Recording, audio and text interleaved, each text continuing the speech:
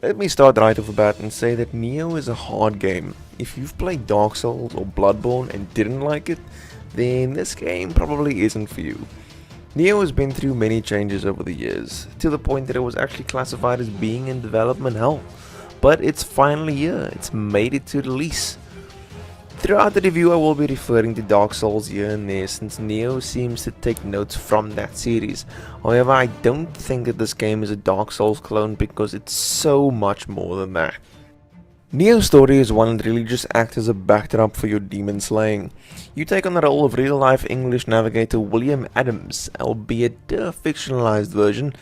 William makes his way from England to Japan to get back his stolen guardian spirit and at the same time prevent an evil entity from gaining untold power.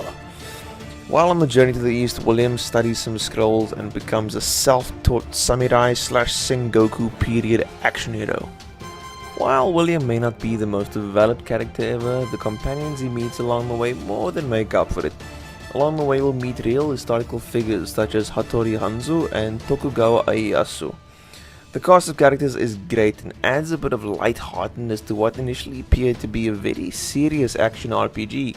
Not the case. Nioh takes its cast and makes use of them to shift the tone from silly to serious, and it does so quite well. And thankfully it never takes away from some of the truly epic moments because the shift is handled so well. It's a good blend of history and fantasy with a dash of silliness. Gameplay is similar to Dark Souls or Bloodborne in that you have a light, faster attack and a heavy, slower attack. In addition, you can dodge, roll, block and sprint. Nioh takes it one step further by adding 3 different stances: high, low and mid. High stance does slower, more damaging attacks. Low allows for faster, less key consuming attacks but does the least damage. Mid stance is a combination of the two and is a more of an all-rounder stance and possibly the one players will use the most. Learning to use each of these stances and identifying which is best to use in various situations will allow you to be versatile in combat no matter what gets thrown at you. The stances also add more depth to the combat, which is something I didn't really expect until I really played around with them. Managing your ki or stamina is important to your survival, even more so than that in the Souls series. Attacking in a flurry of strikes and not watching your ki bar is a very quick way to get yourself killed.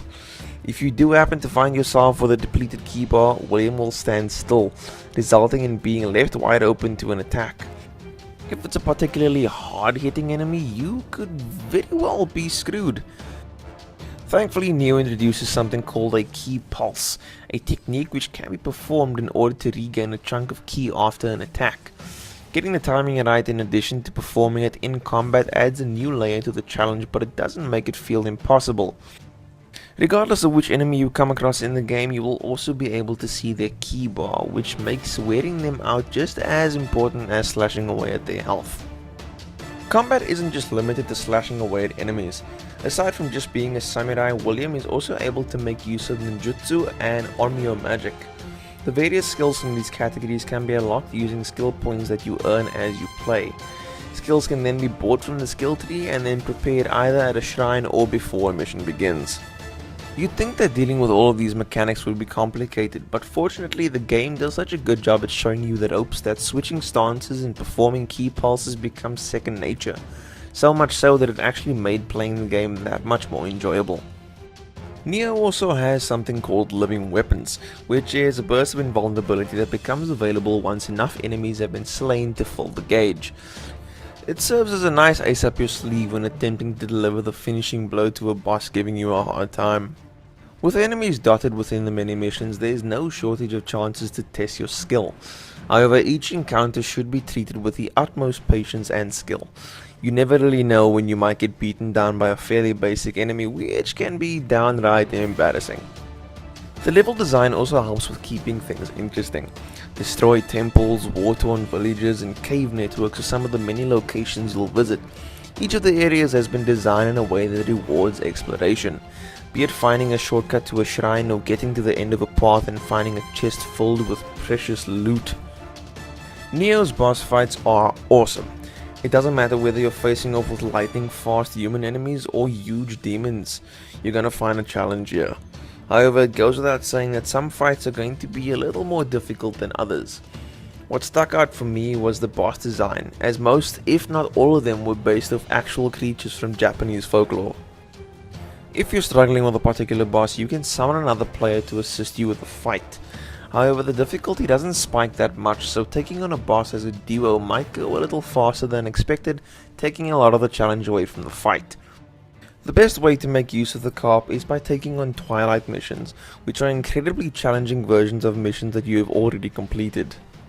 Nioh is an amazing game. It takes a lot of pages out of the books of Dark Souls and Bloodborne and expands on it with new mechanics, a charming presentation and likable characters. Sure, William isn't the best protagonist to come along in recent years, but the rest of the cast brings more than enough character to compensate for his shortcomings. Nioh is a wonderful, addictive challenge that will have you clocking in a good chunk of hours as you complete its campaign and slew of side missions. If you enjoyed this and you would like to see more, please hit that like button, it would be really appreciated, and if you're new to the channel, please hit that subscribe button. Also, if you've picked up Nioh, let me know your thoughts in the comment section below. Thanks so much for watching, see you next time.